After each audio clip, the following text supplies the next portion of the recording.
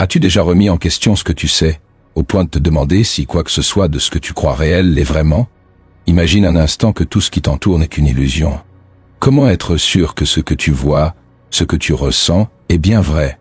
C'est exactement le défi que nous lance René Descartes avec son doute radical. Peut-on vraiment connaître la vérité, ou sommes-nous piégés par nos propres perceptions? Aujourd'hui, on plonge dans l'une des questions les plus profondes de la philosophie. Comment savoir si ce que nous pensons être vrai l'est réellement? Pour répondre à cette question, nous allons explorer le concept de doute radical développé par René Descartes dans ses méditations sur la philosophie première. The doute radical, qui consiste à remettre en question tout ce que nous savons, pourrait sembler extrême, mais il révèle quelque chose de fondamental sur la quête de vérité. Descartes nous invite à imaginer que rien n'est certain, ni notre propre existence, ni même les lois de la nature. Pourquoi un tel scepticisme? Parce que, selon lui, pour atteindre une connaissance solide, il faut d'abord déconstruire toutes nos croyances et reconstruire notre savoir à partir de ce qui résiste au doute.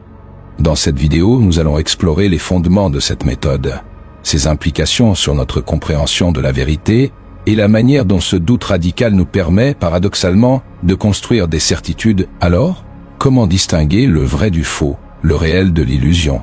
Reste bien avec nous pour découvrir ce que Descartes avait en tête et comment son approche influence encore aujourd'hui notre perception de la réalité.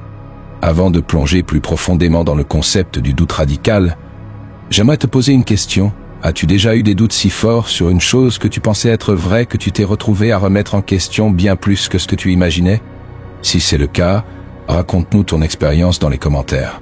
Et si ce genre de questionnement t'intrigue, pense à laisser un like pour nous le faire savoir et à t'abonner pour ne manquer aucune de nos explorations philosophiques. Je te promets que d'ici la fin de cette vidéo, tu verras la notion de vérité sous un angle complètement différent. Alors, reste bien jusqu'au bout.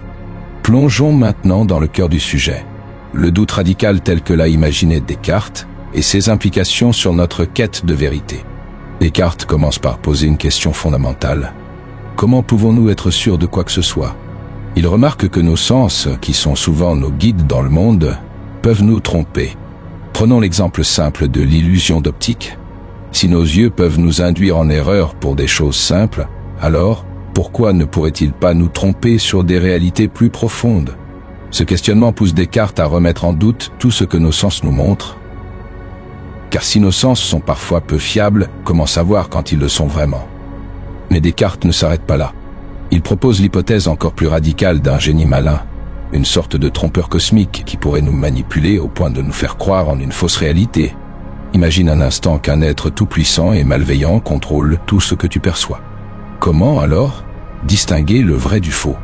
Cette idée du génie malin pousse le doute à son extrême, car elle nous fait réaliser que même nos certitudes les plus élémentaires pourraient être fabriquées. Après avoir tout remis en doute, Descartes cherche à trouver une certitude, quelque chose qui résiste à ce doute extrême. C'est là qu'il découvre une idée centrale. Même si tout est illusoire, il reste une chose indubitable. Cette chose, c'est le fait même de douter. Car pour douter, il faut bien qu'il y ait un « moi » qui doute. Et c'est ainsi que Descartes formule sa célèbre phrase, je pense, donc je suis. En doutant de tout, il trouve en lui-même la première vérité inébranlable. Mais cette certitude, je pense, donc je suis, ne suffit pas à tout expliquer. Elle donne seulement un point de départ solide, mais Descartes se demande alors comment reconstruire tout le savoir à partir de là. Pour lui, il faudra établir de nouveaux critères de vérité en partant de cette base solide et reconstituer la réalité de manière à ce qu'elle soit compatible avec cette première certitude. La raison, selon lui, devient le seul outil fiable pour reconstruire la connaissance. Finalement, l'approche de Descartes nous pousse à questionner non seulement ce que nous savons, mais aussi la façon dont nous savons. Sommes-nous capables de connaître la vérité, ou sommes-nous condamnés à rester enfermés dans une perception subjective du monde? En adoptant le doute radical, Descartes ouvre une porte vers une connaissance plus profonde, mais il nous rappelle aussi que cette connaissance repose sur des fondations bien plus fragiles qu'on ne pourrait le croire. Après avoir établi « je pense, donc je suis » comme certitude, Descartes s'interroge sur la manière de reconstruire toutes les autres vérités à partir de ce point fixe. Son approche se base sur ce qu'il appelle des idées claires et distinctes, des notions que l'esprit peut percevoir avec une certitude absolue, sans le moindre doute. Pour lui, seules ces idées méritent d'être acceptées comme vraies, car elles échappent aux illusions et tromperies potentielles. Un autre aspect crucial de sa pensée est sa preuve de l'existence de Dieu, qui occupe une place importante dans sa reconstruction de la connaissance. Pour Descartes, l'idée de Dieu, un être parfait, tout-puissant et bon, ne pourrait pas provenir de lui-même, un être imparfait, et doit donc avoir été placé en lui par quelque chose de plus grand que lui.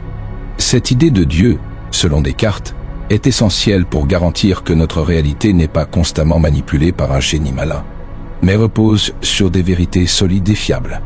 En d'autres termes, Dieu devient la garantie de la fiabilité de notre raison et de nos perceptions, du moins lorsqu'elles sont perçues clairement et distinctement. Ainsi, le doute radical de Descartes ne le mène pas au désespoir ou au relativisme complet, mais plutôt à une méthode rigoureuse pour atteindre la vérité. Ce qui semblait au départ comme une destruction totale du savoir devient, paradoxalement, un chemin vers une connaissance plus profonde et plus certaine. En doutant de tout, Descartes nous montre qu'il est possible de découvrir des vérités fondamentales, non en acceptant aveuglément ce que l'on croit, mais en adoptant une attitude de questionnement radicale. À partir de là, l'influence de Descartes a été immense. Sa méthode a inspiré de nombreuses réflexions modernes sur la connaissance, la science et même la psychologie. Le doute radical, en plus de poser la question de la vérité, nous pousse aussi à examiner la nature de notre propre conscience. Qui sommes-nous au-delà de nos perceptions et de nos croyances? En quoi consiste vraiment notre identité si nous n'avons que la pensée comme certitude? Et cette quête de vérité initiée par Descartes se prolonge encore aujourd'hui dans de nombreuses disciplines. Des philosophes comme Husserl et Heidegger, bien plus tard, reprendront cette idée de revenir au fondement de l'expérience et de la conscience pour mieux comprendre la réalité. Le doute cartésien a marqué un tournant dans l'histoire de la pensée, en ouvrant la voie à la philosophie moderne. À travers son approche, Descartes nous apprend que pour accéder à une connaissance fiable, il ne faut pas avoir peur de remettre en question les bases mêmes de notre savoir. Cette démarche a inspiré non seulement des philosophes, mais aussi des scientifiques et des penseurs critiques dans de nombreux domaines. En science, par exemple, le doute méthodique est devenu un pilier fondamental, où chaque découverte doit être testée, vérifiée et remise en cause pour être acceptée. En un sens, le doute de Descartes a posé les fondations de l'esprit scientifique moderne. Mais le doute radical ne s'arrête pas là. Dans un monde où les informations circulent rapidement, où nous sommes constamment exposés à des opinions divergentes et des fausses nouvelles, la méthode de Descartes prend une nouvelle dimension. Elle nous rappelle l'importance de questionner ce que nous entendons et voyons, plutôt que d'accepter les informations sans les examiner. Face aux réseaux sociaux et aux algorithmes qui influencent notre vision du monde, adopter un esprit critique, un doute méthodique, est plus que jamais pertinent. Pour certains, toutefois, le doute radical peut sembler paralysant. Est-il possible de remettre en question tout ce que nous savons sans perdre pied?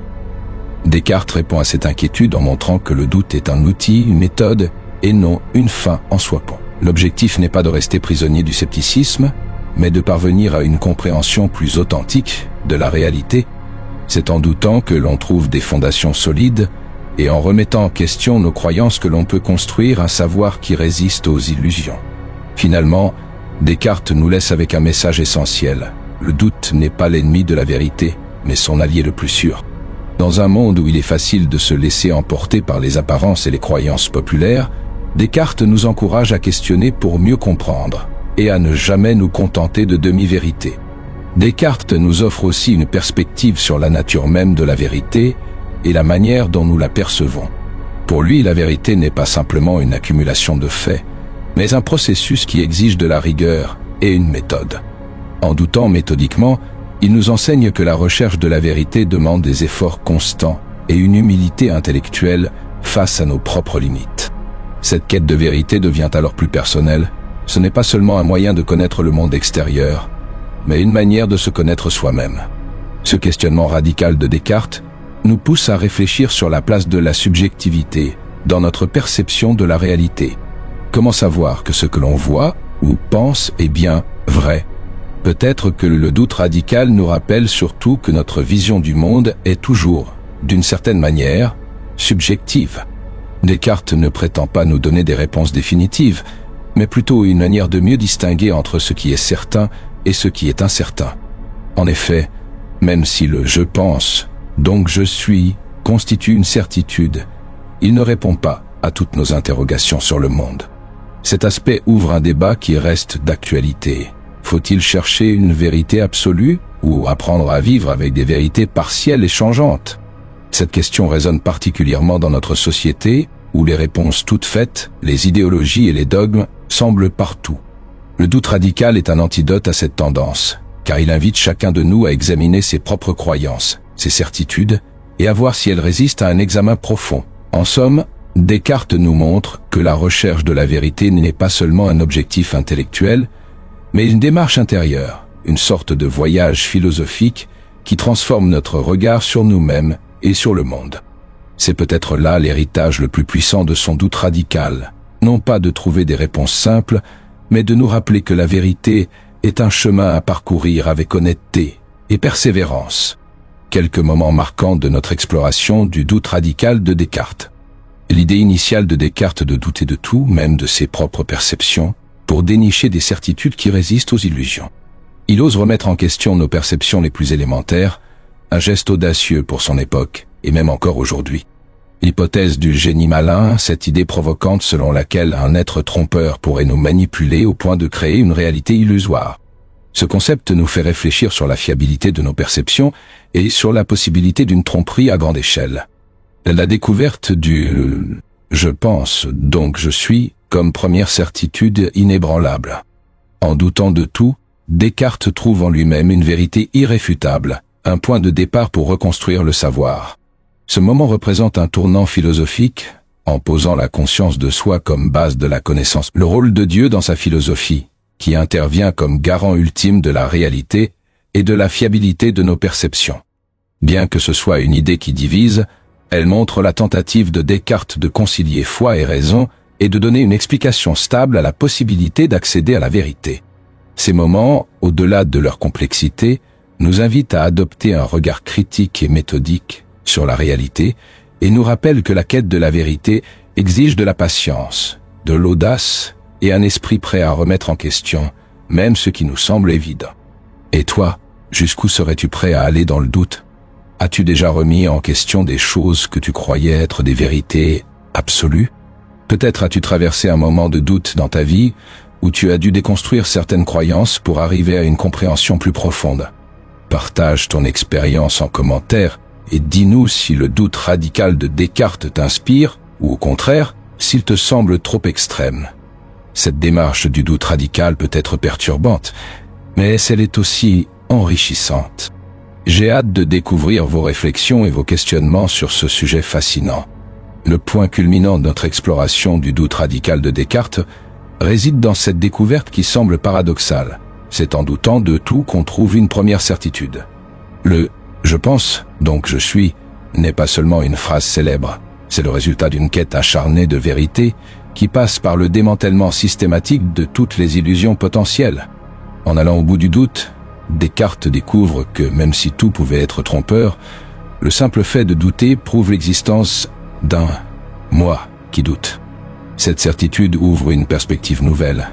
Elle nous enseigne que pour arriver à une vérité solide, il faut avoir le courage de remettre tout en question, même ce qui semble le plus évident. C'est peut-être ça le message le plus puissant de Descartes. La vérité se mérite.